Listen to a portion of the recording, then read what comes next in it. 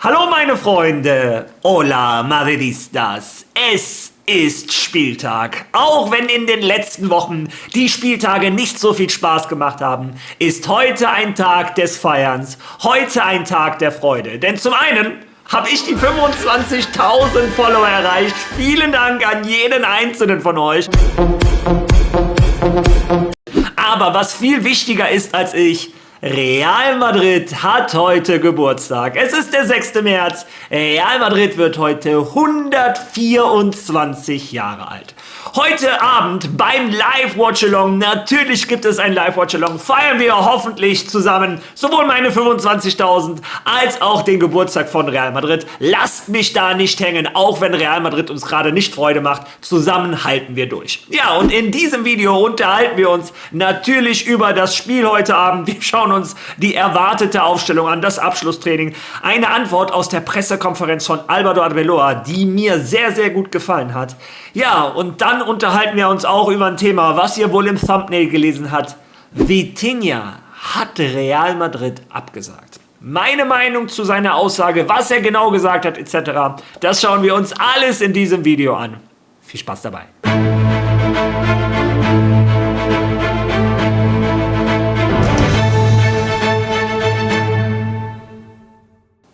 Ja, lasst mich dieses Video starten mit einem kurzen Blick rüber nach Frankreich. Natürlich rüber zu Endrick, unserem Stürmerstar, der bei Olympique Lyon ausgeliehen ist. Er hatte gestern ein sehr schweres Heimspiel. Im Viertelfinale des französischen Pokals haben sie gegen Lens gespielt. Das ist die Überraschungsmannschaft in Frankreich. Die sind Tabellenzweiter, kämpfen mit Paris um den Meisterschaftstitel. Und Lyon hat in der 95. Minute den Ausgleich gemacht. Das heißt, das Spiel endete 2:2 und ging direkt ins Elfmeterschießen. Endrick hat die kompletten 90 Minuten gespielt, hat auch seinen Elfmeter. Er war der 5. Schütze von Lyon. Er hat seinen Elfmeter getroffen. Trotzdem hat es leider nicht gereicht. Lens hat alle 5 Elfmeter getroffen, Lyon leider nur 4. Der Brasilianer steht also nicht im Halbfinale des französischen Pokals. Trotzdem hat es Spaß gemacht, ihm wieder zuzuschauen. Der Junge ist so eine vollgeladene Energiekanone. Der wird Real Madrid nächstes Jahr sehr, sehr gut tun. Ich freue mich schon auf Endrick bei der WM, aber noch viel mehr bei Real Madrid. Ja, unsere Jungs, kommen wir jetzt zu Real Madrid, bereiten sich auf das Spiel heute Abend vor. Nach 2 Niederlagen am Stück ist Real Madrid inzwischen bereits 4 Punkte hinter dem FC Barcelona. Und heute ist der 27. Spieltag. Wir nähern uns also schon im Vollsprint zum Ende der Saison. Real Madrid darf sich keine Ausrutscher erlauben. Und ausgerechnet an diesem Tag müssen wir in Celta Vigo spielen. Eine Mannschaft, die in absoluter Topform ist. Und wir müssen mit 30% gefühlt des Kaders spielen, denn Real Madrid ist geplagt von Verletzten. Wer da alles verletzt ist, habe ich euch in den letzten Tagen ja schon gezeigt. Ich zeige euch kurz diese Tabelle. Wie ihr seht, Militao ist verletzt, Alaba ist verletzt, Asensio fraglich. Kommen wir gleich zu, der hat das Abschlusstraining absolviert. Real Madrid hat die Kaderliste noch nicht bekannt gegeben. Wir kennen Real Madrid, die machen das wahrscheinlich im Laufe des Nachmittags. Ein Carreras und ein Hausen fallen gesperrt aus. Bellingham immer noch K.O. Und Camavinga nach seinen Zahnschmerzen hat er auch wieder mittrainiert. Also die Hoffnung ist da, dass der Franzose heute wieder spielen kann. Ceballos ist verletzt, Rodrigo leider schwer verletzt. Mastantuono rot gesperrt und Kylian Mbappé, auch wenn da ein Fragezeichen ist, der wird gegen Celta Vigo auf keinen Fall wieder fit sein. Ja, wie ihr seht, das ist nur ein Bruchteil von dem, was Real Madrid am Anfang der Saison hatte. Das Ärzteteam von Real Madrid, ich würde gerne wissen, was die beruflich machen, denn Ärzte scheinen es nicht zu sein. Naja, Álvaro Arbeloa hat gestern in der Pressekonferenz quasi nur Fragen dazu beantwortet. Er hat immer wieder das Gleiche gesagt, wir werden versuchen, das Beste rauszuholen, ich vertraue meinem Kader. Er hat auch gesagt, dass, falls ein Asensio es heute nicht schafft, er hofft, dass ein Asensio es schafft. Falls er es nicht schafft, wird ein Aguado oder ein Lamini Fati spielen. Das waren die Worte von Álvaro Arbeloa. Also die Jungs aus Real Madrid Castilla, die kriegen ihre Chance. Und man muss sagen, Álvaro Arbeloa hat vieles falsch gemacht. Wie alle anderen Trainer auch bei Madrid. Aber da hat er mich echt überzeugt. Schauen wir uns dazu mal dieses Video von Real Madrid TV an. Vom ersten Tag an machte er seine Wette auf die Talentschmiede öffentlich. Für mich ist die Jugendakademie von Real Madrid die beste der Welt und ich glaube, das beweisen wir schon seit vielen Jahren. Es gibt einige talentierte Spieler aus der bekannten Talentschmiede auf der ganzen Welt. Und mit Taten hat er bewiesen, dass es nicht nur leere Worte waren. Er ist der Letzte in der langen Liste der Debütanten in dieser Saison. Thiago gegen Benfica in einem offenen K.O.-Spiel oder am Montag gegen Getafe in der Startelf hat sich seinen Traum erfüllt. Kein Wunder, denn unser Trainer weiß immer genau, was er will. Wenn wir mal etwas brauchen, dann haben wir natürlich immer eine wirklich großartige und sehr engagierte Akademie, die uns in solchen Situationen aushilft, so wie es auch jetzt schon geschieht.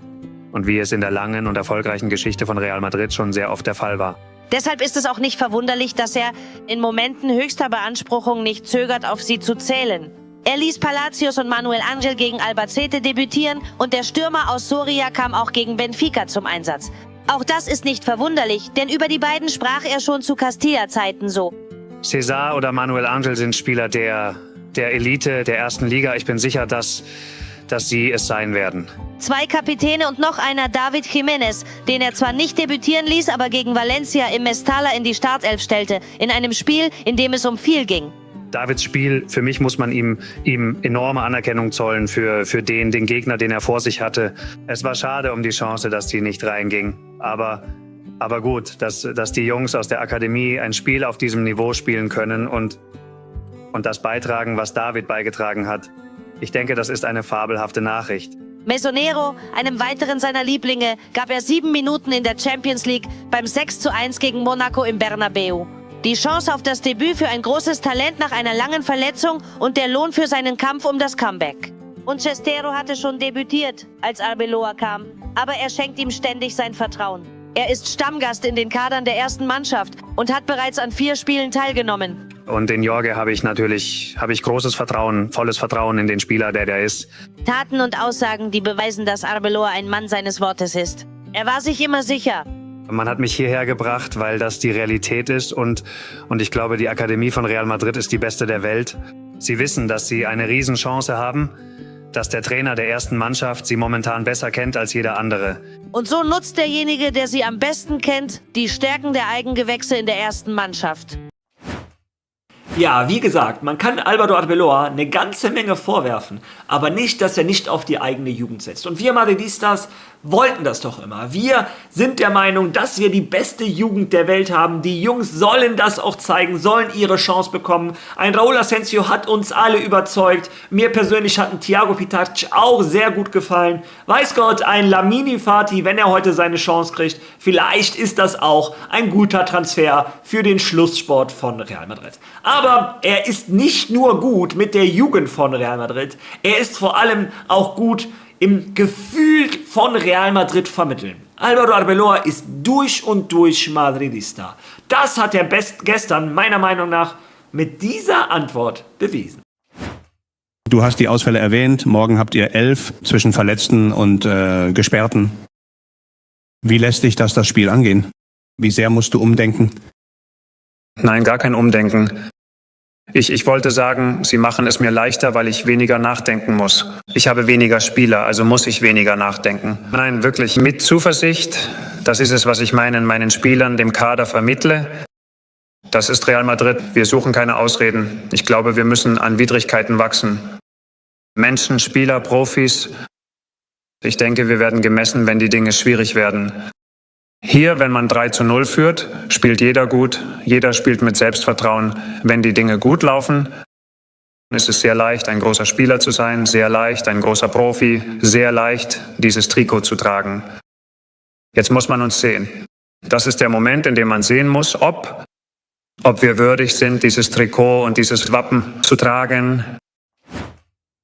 Ja, und mir persönlich zeigt er, dass der den Madridismo verstanden hat. Also ich meine, wenn nicht er, wer dann? Real Madrid, es ist einfach. Wenn du gewinnst, wenn es 3:0 steht, klappt jede Hacke, Spitze etc., dann ist es einfach. Dieses Real Madrid muss aber auch an solchen Tagen, in solchen Momenten, wo alle Widrigkeiten gegen dich sind, beweisen, wir sind Real Madrid. Spieler müssen heute beweisen, dass sie geboren wurden, um für Real Madrid zu spielen. Real Madrid ist mit keinem anderen Verein auf dieser Welt vergleichbar. Jedes Unentschieden ist eine Naturkatastrophe für den Madridismo und die Spieler müssen das verstehen. Es reicht, sich zu verstecken hinter Erfolgen aus vergangener Jahren. Es reicht, sich zu verstecken hinter Anführern. Nein, in solchen Momenten müssen Anführer geboren werden. Ich bin gespannt, welcher Spieler heute Abend abliefert. Ich bin gespannt, welcher Spieler beweist, dass er geboren ist, um für Real Madrid zu spielen. Ja, aber es können leider nicht nur alles positive Nachrichten sein. Wie wir Real Madrid in der letzten Zeit kennen, gibt es auch immer wieder schlechte Nachrichten. Und diese kamen gestern aus Portugal. Viele Madridistas haben sich als Dirigenten für dieses Real Madrid Vitinha gewünscht. Den Spielmacher von Paris Saint-Germain, der Portugiese, der letzte Saison Paris Saint-Germain zum Champions League Sieg und die portugiesische Nationalmannschaft zum Nations League Sieg geführt hat. Ja, der tolle Mittelfeldspieler. Der hat gestern ein Interview gegeben im portugiesischen Kanal 11. Das ist ein Sportkanal in Portugal und er wurde natürlich direkt darauf angesprochen, wie sieht eigentlich es aus mit deinem Transfer nach Real Madrid? Ja, die Madridistas haben die Ohren gespitzt und so viel kann ich verraten. Die Antwort hat uns nicht gefallen. Hören wir da zusammen einmal rein.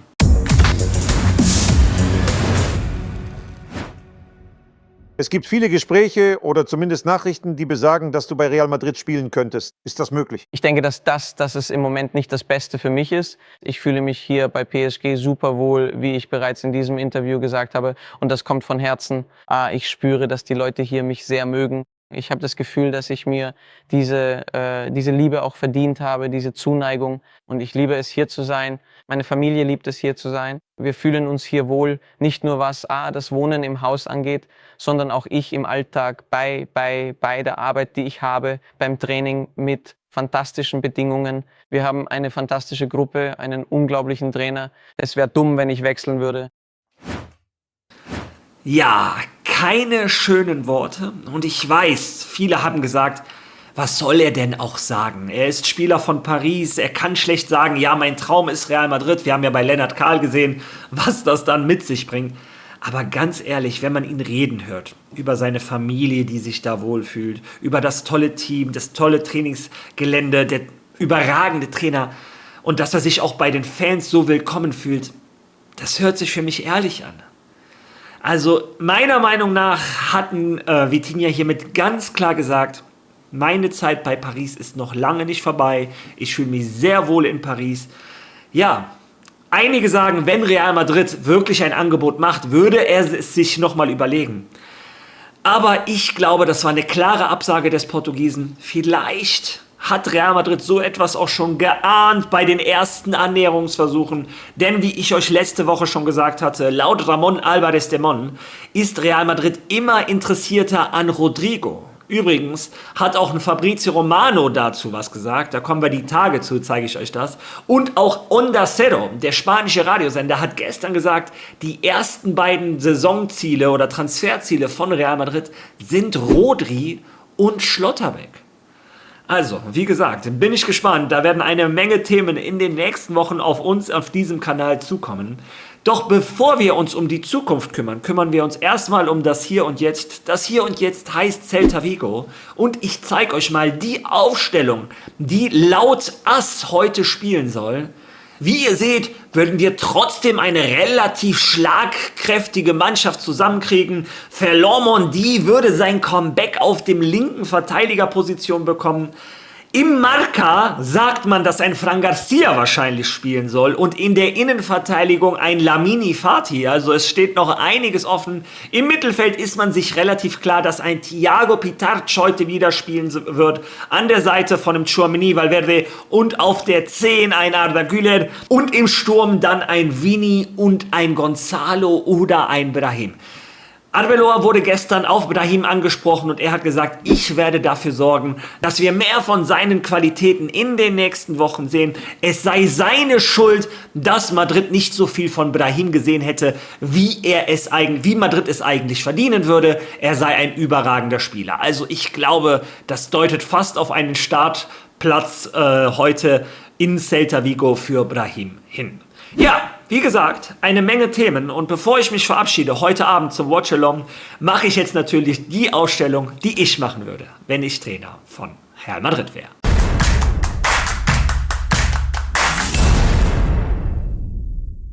Ja, ich persönlich würde mich logischerweise ein bisschen der Personalnot anpassen und auch dem Gegner. Ich finde, Real Madrid braucht einen neuen Impuls. In den letzten Wochen war das nicht gut, hinten zu anfällig, vorne nicht schlagkräftig genug. Und deshalb würde ich heute auf die Aufstellung zurückkommen, die uns bei der Club-WM so gut getan hat. Ein 3-5-2, ein 5-3-2. Im Tor natürlich mit einem Thibaut Courtois. Zentral ein Aurélien Tchouaméni. In der Rückwärtsbewegung soll er helfen mit seiner Kopfballstärke, Zweikampfstärke. Nach vorne soll er im Mittelfeld helfen. An seinen Seiten natürlich ein Antonio Rüdiger und wenn ein Asensio fit ist, ein Asensio. Wenn nicht, dann halt ein Aguado oder Lamini Fati, müsste man dann sehen.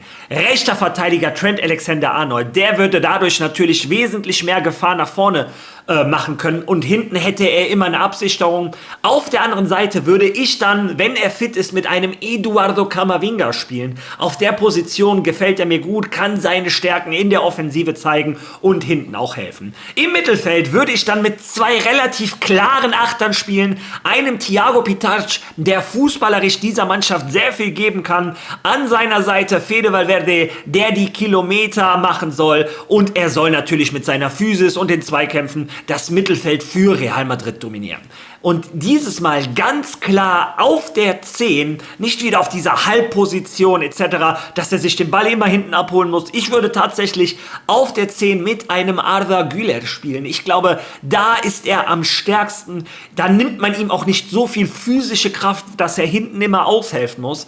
Und vorne im Sturm würde ich spielen, natürlich mit Vini Junior. Und an seiner Seite würde ich spielen, und ich glaube, ich werde jetzt erschlagen, mit César Palacios. Ja, dieser Junge ist eine Augenweide. Dieser Junge zeigt vor allem in Spielen, wo es hin und her geht, wo der ein bisschen mehr Platz hat, was er für ein unglaublicher Baller ist. Hat sehr viele Scorerpunkte, Tore für Real Madrid Castilla. Dieser Junge ist ein Ausnahmetalent und ich glaube, ein Gegner wie Celta Vigo, der mitspielen wird, der Druck machen wird, der Räume gibt. Ich glaube, da könnte ein César Palacios sein ganzes Können zeigen. Naja, ich bin gespannt, was ihr dazu sagt. Vielleicht erschlagt ihr mich. Lasst eure Meinung dazu bitte in den Kommentaren. Wenn ihr schon mal da seid, seid so lieb, liked dieses Video, teilt dieses Video, hypen. Wer noch kein Follow dagelassen hat, auch wenn du es nicht in die ersten 25.000 geschafft hast, kein Problem. Bald kommt eine Verlosung, da kannst du mitgewinnen, also lass ein Follow da und ich drücke dir die Daumen. Wir alle sehen uns hoffentlich heute Abend beim Watch-Along wieder. Ich würde mich riesig freuen. Also, bis dahin. A la Madrid!